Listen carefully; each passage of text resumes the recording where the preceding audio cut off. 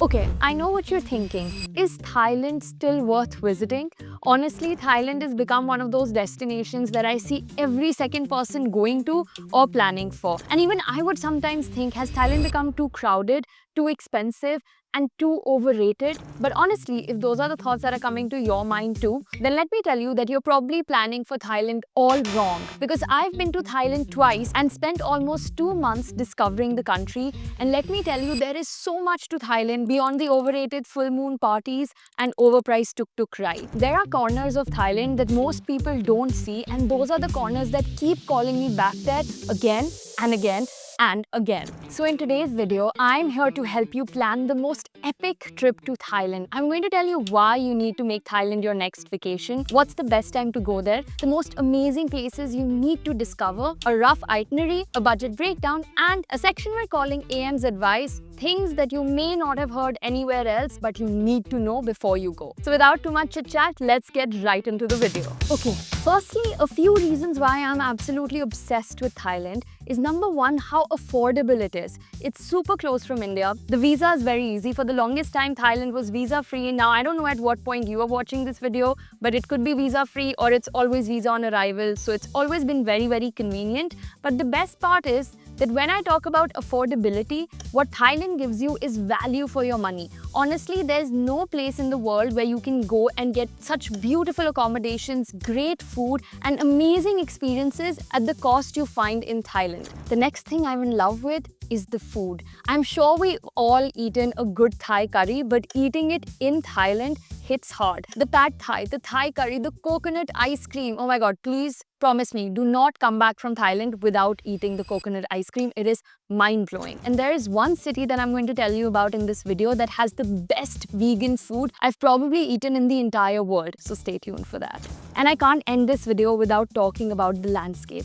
Thailand was one of the first beach destinations I'd ever visited, and my mind was blown. Like white sand beaches, limestone karst mountains, caves, diving, snorkeling. It's going to be so beautiful. And everyone usually visits the south of Thailand, but the north of Thailand with the tribes, with the rainforests is also mind-blowing. And by the way, as I did with my Turkey YouTube video, there is going to be a guide for Thailand as well, which will have everything that I'm talking about in this video so that you can refer back to it, book through that, and it's just going to make your life super easy. So the first question that probably comes to your mind is, when is the best time to visit Thailand? Now, the best part about Thailand is that it's almost a year-round destination because you've got the North Thailand and South Thailand where you have all the beaches, and both the places have completely different landscapes and weathers. So if you're planning on visiting the south of Thailand, if you want to go diving, have clear skies and a rain-free trip, then plan your trip between December and May. And if you're planning a trip to the north, I would say you can go any time of the year, but please avoid going there between March to around May because that's burning season in that area and it just makes the entire place hazy,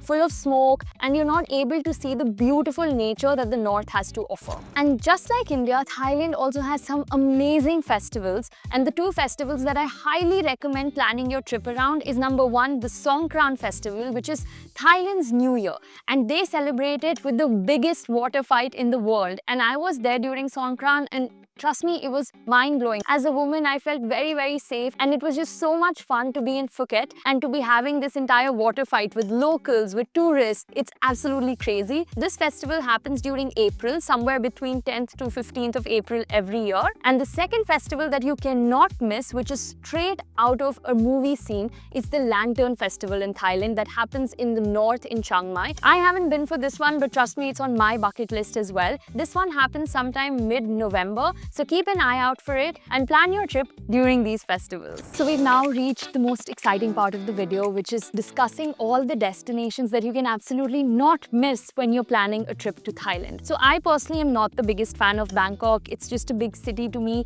and I am a full-on nature girl. So I would highly recommend landing in Phuket over Bangkok and starting your trip there. It's because it's like a breath of fresh air. So when you land in Phuket, it's a beautiful tropical city. Now most people will stay near Bangla Street or Patong Beach, but I recommend staying in the old town of Phuket. Sure, you can go visit Bangla Street, you can go see the nightlife and the partying. And I personally didn't find that as exciting, but the old town is something that truly mesmerized me. Like, it's so beautiful. They have little streets, beautiful cafes, really good shopping, and you're going to absolutely love it. It's so picturesque. So book your stay in the Old Town, or you can book it also by the beach, which is close to the Old Town. All the links to the stays are going to be in the guide below. And now when you're staying in Phuket Old Town, if you can plan your trip in a way that you get there maybe on a Friday or a Saturday, you must make it a point to attend the Sunday night market in the Phuket Old Town. It is so cool. You'll get to try delicious street food, shop from some amazing local brands,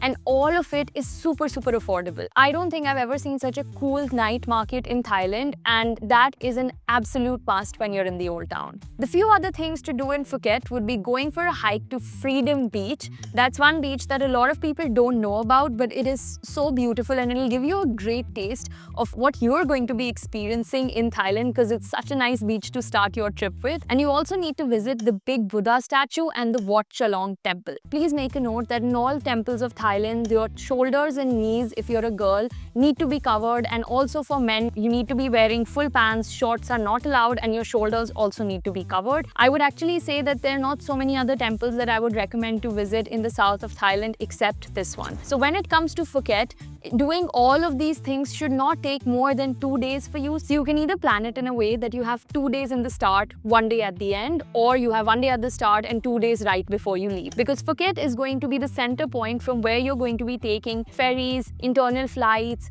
and also minivans to different destinations that we're going to be discussing. Oh, and one thing that I absolutely forgot is that when you're in Phuket, please go for a Thai massage. There are so many massage parlors everywhere over there. I got massages for $6, $8, 1 hour massages, and they're so good. So you cannot miss a good Thai massage. And secondly, you need to try out a Thai cooking class so that you can take that little bit of that culture back home with you. So the next destination you need to hop onto from Phuket is Koh Phi Phi Islands. Now these islands are very well known and they're very touristy, but I think for the right reasons, because it's still super beautiful. It's a very good way to see the nightlife. Instead of seeing the nightlife in Phuket, I would rather recommend that you spend 1 day in Koh Phi Phi. Getting a ferry from Phuket to Phi Phi is very easy. There's so many shops lined up on the streets, you don't even need to book in advance, or you can just book your ferry on Get Your Guide. I'll put the link down below. A lot of people do it as a day trip, but I recommend spending 1 night there, and I'll tell you why. So when you get to Koh Phi Phi, you can spend the day doing a boat trip from there. Most people will go to Maya Bay, but that island is so crowded, it has just become a photo stop. You don't even get to go into the water for more than 5-10 minutes until people start getting you out because they want their pictures. So skip that and instead go to Nui Bay Island. Now you can just rent a long tail boat when you're in Koh Phi Phi, gather a group of friends or people from your hostel, and then head to Nui Bay Island. Now this might not look as picturesque as Maya Bay, but trust me, you're going to have your own little beach. You can swim, kayak, and just have the time of your life. And the water, oh, it's so beautiful. You're going to be swimming right there with little fish, turtles all around you. It was so exciting. And then when you come back after sunset to Koh Phi Phi, that's when that island comes alive. The entire island is full of small clubs, little parties, fire performers, and so much more. The one thing that you need to check out is a Muay Thai fighting club. Now these are really funny clubs that are in Phi Phi, wherein tourists are invited to fight each other and then they win a bucket of alcohol at the end of it. So I recommend spending your night that way and then maybe heading to the beach and just having a good time overall. And the next day you can simply head out from Koh Phi Phi to the next destination that I'm going to tell you about. But a quick side note for Phi Phi is that let's say if you're done with the Nui Bay Island trip earlier and you want to maybe hike to a viewpoint for sunset, then there's a viewpoint called Phi Phi Viewpoint. Pretty easy to remember and they weren't very creative while naming it, but it's a very beautiful viewpoint to watch the sunset over the islands and I highly recommend it. Now from Koh Phi Phi, you're going to be faced with a choice. You have 2 options. Number 1, do you want to do the cheapest diving course of your life, where you're going to see amazing marine life, meet super cool people, and stay in a town which is going to have the cutest cafes and a very laid-back vibe? Or do you want to go to a new island where you can go rock climbing, discover emerald pools, and just have the time of your life? So option 1 is called Koh Tao. Now this is a diverse island and you can take a boat straight from Phi Phi and go to Koh Tao. It's going to be a slightly long journey, but so worth it, because getting your diver's license in Koh Tao is probably one of the best things that you can do in Thailand, because it's extremely cheap, very safe, and you see some amazing marine life, and you can get done with it in just 3 days and then move on to your next destination. The second option that you have is taking a boat to Krabi, another island that is also stunning. I stayed in Krabi for almost 2 weeks because I fell in love with it in a city called Aonang. And now this city is great for digital nomads, which is why I was there. But let me tell you what you can do in Krabi when you're there for around 2 days. So on day 1, go hike up to the Tiger Cave temple. You're going to be climbing around 350 steps to get up there. It's going to be hot, it's going to be sweaty, but trust me, the view from up there will be worth it. And then you need to check out the emerald pools. It's a longish drive from Aonang, but those emerald pools are so beautiful and it's so fun to just go swim in there. The water's warm and you just see all the locals having such a good time there and that the energy is very, very infectious. Now on day 2, you need to check out one of my favorite islands in Thailand called Railay Beach. I've spoken about this beach so much that the second time when I went there, I met around 4 to 5 people from India who were telling me that they're on this beach just because they saw my Instagram stories, and now they're so in love with it that they've extended their stay for like 2-3 days just on that island. So Railay Island, just like Phi Phi, is completely car-free. You can walk around everywhere, but it is much smaller. Now what's special about Railay Island? That it has 2 sides. The one side has a beautiful beach where you can just lay down, chill, you have lots of cafes around you, but the other side has rock climbing. And Railay Beach is rated as one of the best rock climbing spots in the entire world, so you have to try that when you go there. And I'm scared of heights, but everybody around there made me feel so safe and I tried out rock climbing. Like I said, all the links will be in the guide below, so please try this experience out. Now just to quickly recap, we've spent 2 days in Phuket, 1 day in Phi Phi, now 2-3 days either in Koh Tao or 2 days in Krabi, and the next destination that you're going to hit if you spend 2 days in Krabi is a national park. Now this is a national park that nobody goes to, and I don't understand why, because it's situated in one of the oldest rainforests in the world, and to get there you need to first take a minivan, but after that to get to your final accommodation you don't go by car, you go by boat. It's a 40 to 45 minute boat ride, so you're going to be surrounded by limestone karsts that look so huge and it's beautiful, and you'll be staying in an overwater bungalow. So this bungalow that I'd booked was very, very basic, and you can, by the way, book these tours already when you're in Krabi or just from one of the sites that I've mentioned below, and they'll be taking you there, so you don't need to plan anything at all. You get there with a group of people, and now you're going to be spending 1 night in this overwater bungalow with the lake around you where you can just go swim, kayak, float around the entire day. And then you can also go for a cave hike. The group that we went with, we all ended up going for a cool cave hike where we even had to swim through the cave, and the cave is glittering at some point from inside and there are bats inside. It was so crazy, such an adventure. And then they also take you on a boat ride where you see and spot some animals around you. So these 1 to 2 days that you're going to be spending in Khao National Park are going to be so special because you're kind of cut off from the rest of the world and you're in this little heaven of your own. So make sure to add this to your list. I know you might not have seen it a lot on social media, but trust me, if I'm saying it, you are going to like this. I'm going to talk about 2 islands that you can visit if you want to go to the most offbeat islands in Thailand, where you're not going to find too many tourists and you can just be by yourself. So the first island is called Koh Noi. I don't know if I'm pronouncing it right. I hope I am. But it's very, very close from Phuket, just a 30 to 45 minute speedboat ride, and you will be surrounded by pristine waters immediately. I have to say that there is not a lot to do there except all the water activities that you can do. But if your aim is to just relax, walk through the tropical beaches and go snorkeling, then Koh Noi can be a very simple choice. Now the second island is even more offbeat and is kind of far away. It's actually very close to the Cambodian border. So if you're planning a trip from Thailand to Cambodia, this is a very good idea to combine it with. And it's called Koh Ma. Now this is one of the largest privately owned islands in Thailand, and it's known for its eco-friendly tourism. So they take great measures to ensure that they can protect the marine life there, which means that the diving is going to be 10 on 10 and the water is going to be extremely clear. You have everything from really luxurious hotels to boutique homestays where you can stay and experience this quiet Thai beach life. Now let's talk about the other side of Thailand, beyond the beaches, beyond diving, and all of that is situated up north. The north of Thailand has beautiful jungles, tribes, monks, and you can find a lot of rich culture in this part of the country. Now, when it comes to traveling to the north of Thailand, let me mention that traveling across Thailand is super easy, which is why it's one of the most tourist-friendly destinations in the entire world.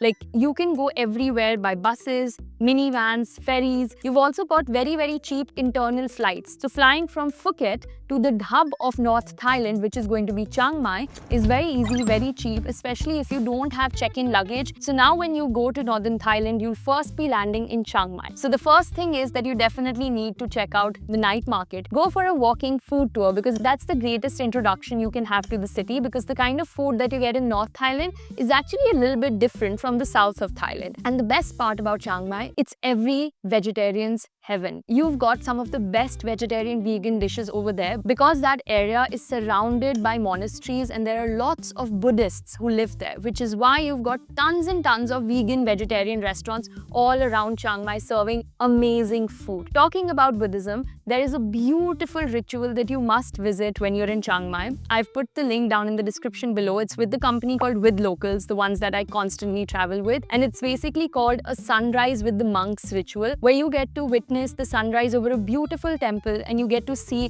how monks are chanting their prayers. You can even talk to them, ask them questions, and it's one of the most special experiences you can have culturally. The third thing that you need to do when you're in Chiang Mai is go to Doi Inthanon National Park. Now, this is a national park that's around 40 to 45 minutes outside of Chiang Mai, which is why you will have to book a tour to do this. But the best thing that you can do there is go hiking or mountain biking if you're feeling a little more adventurous. I'd taken the hiking route where we'd gone, seen different waterfalls, seen the top of a mountain, seen a temple, and it was really, really stunning. And if you thought we're done with Chiang Mai, not at all. There are so many things to do around there. Another thing that people absolutely love is visiting the sticky waterfall. Now, this is a very weird phenomena where you can actually walk on a waterfall because the rocks of that waterfall are very, very sticky. Let me warn you that this is a very big tourist hotspot. So I personally did not go there because I've seen sticky waterfalls in another country as well.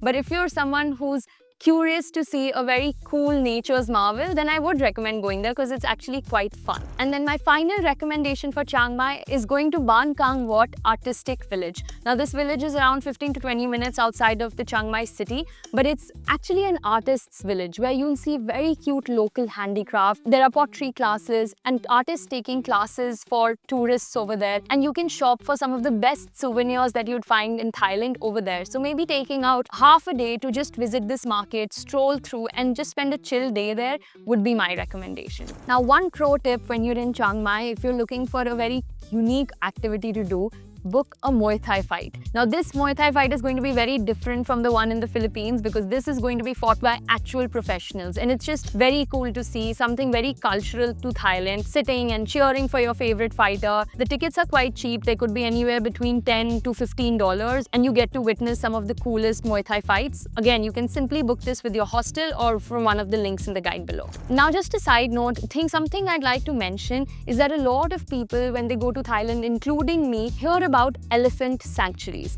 And now, while a lot of elephant sanctuaries pose themselves as being ethical or rescuing elephants, unfortunately, not all of them are. I've put the link down below. It's a company called Seek Sophie that does amazing work with a very good elephant sanctuary, and that is a really good day trip to take if you want to walk around with elephants in their natural habitat and see them and interact with them. But honestly, if you don't feel like you have the budget for that, then please do not go to any of the other sanctuaries because it's just not ethical or safe for the animals, and you are going to be contributing to animal abuse in some way. So to conclude, in Chiang Mai, I would spend around 2 to 3 days and then take a road trip and then book a minivan and go to Chiang Rai and Pai, the next two cities close to Chiang Mai, which are also really cool and have a completely different vibe. So when you go to Chiang Rai, make sure to visit Wat Rong Khun Temple. It's one of the craziest temples that you'd ever see. It's known as the White Temple. So go there and then spend maybe a night in Chiang Rai and then take a day and also go to Pai. It's such a cool area. You've got really fun hostels.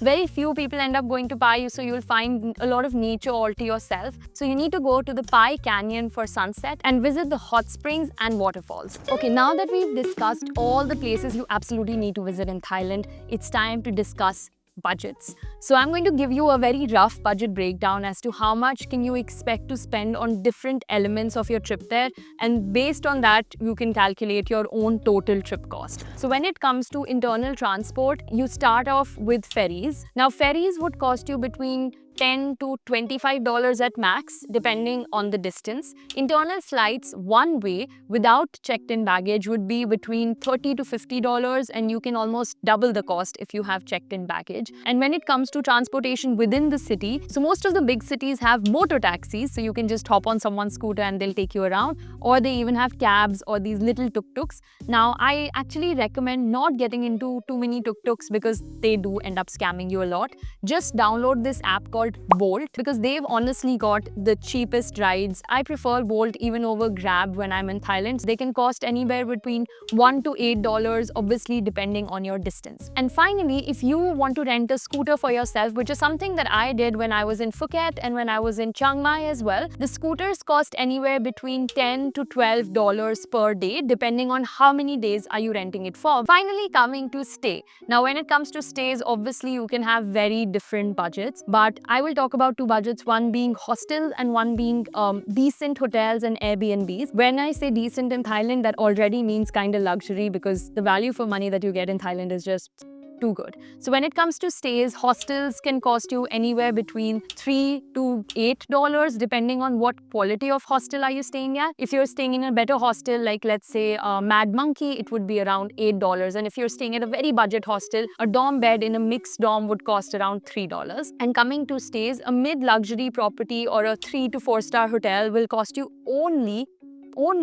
around $40 to $50 a night, and you can get a beautiful place in that budget at a good location. So that's a big plus point. So firstly, when it comes to a rough itinerary, it depends on how many days you have and what part of Thailand do you want to visit. So the first option would be going to the south of Thailand, where you only explore the beach side of Thailand, and you can easily do that within 5 to 7 days, where you do Phuket, Phi Phi, Krabi and Khao, or you do Phuket, Phi Phi and Koh Tao. Or you can take a slightly longer trip, maybe 10 to 12 days, which is what me and my brother had done together. And the places that we'd gone to in this trip had combined both the north and the south. What we'd done was Phuket, Phi Phi, Krabi. Then we took a flight to Chiang Mai and did Chiang Rai, Pai and Rai. And that is a very wholesome itinerary in my opinion, because you see the south and a little bit of the north, and you get to experience both. So you get to see a lot of beautiful nature, but a lot of incredible culture as well. Now for some essential travel tips when it comes to your trip to Thailand. Firstly, I know a lot of people like me who are vegetarian are going to struggle a bit with the food there.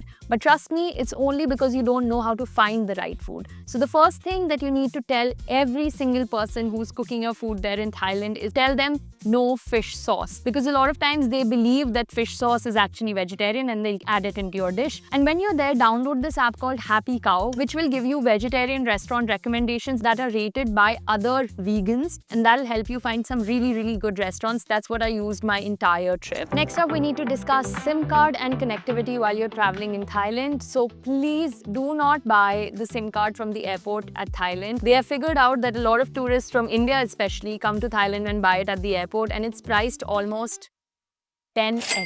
It's crazy. It's so much more expensive if you buy it at the airport. So please buy the SIM card from a local store. You can get it at a 7-Eleven, just any of the supermarkets in Thailand. It's very easy. What I do recommend is that if you need internet as soon as you land, maybe get an eSIM with just 1 GB data. So as soon as you land, you are connected. Finally, coming to some scams that you need to be aware of. So number one for Thailand is the tuk-tuk scam, wherein they'll take you on their tuk-tuk and they'll tell you that they're taking you from destination A to B, where you actually want to go. But then they'll start making multiple stops on the way, and they'll start taking you to tourist agencies or shops and asking you and almost forcing you to buy things from there or book packages, which is why I'd recommended using an app called Bolt, because that's just so much more easier and you guaranteed know that nobody can mess with you when you're booking your transportation with that. The second thing would be when you're booking ferries or your minivans or buses from local providers. As I'd mentioned, you can find them all around the streets. You will always need to haggle with them a bit, because they might have a price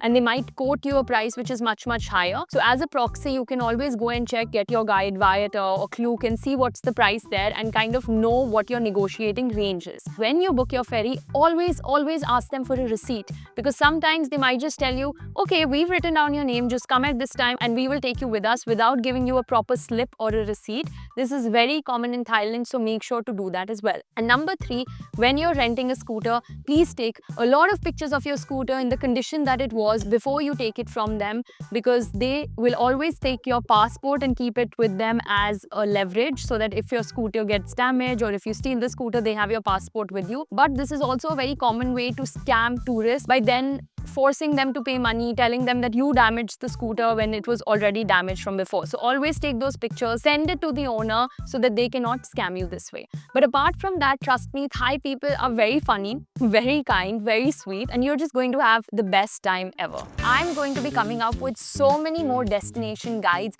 and lots of more videos that are just going to help you travel better and explore places in a way no one's shown you before. So promise me that you're going to subscribe, hit the bell icon. That motivates me and helps me make lots of more videos for you. And with all of that information, we've come to the end of our Thailand guide. I hope you enjoyed this video. I hope you're excited to visit Thailand and go to all of these beautiful places. I know all of this information can be overwhelming, which is why we've always stuck to making a travel guide, which you can find in the description below. It's completely free, comes at no cost. You have all the activities, the itineraries, a packing checklist that's all included in there just for you. So tell me in the comments, what part of Thailand excites you the most? What are you most excited to see out of everything that I've told you?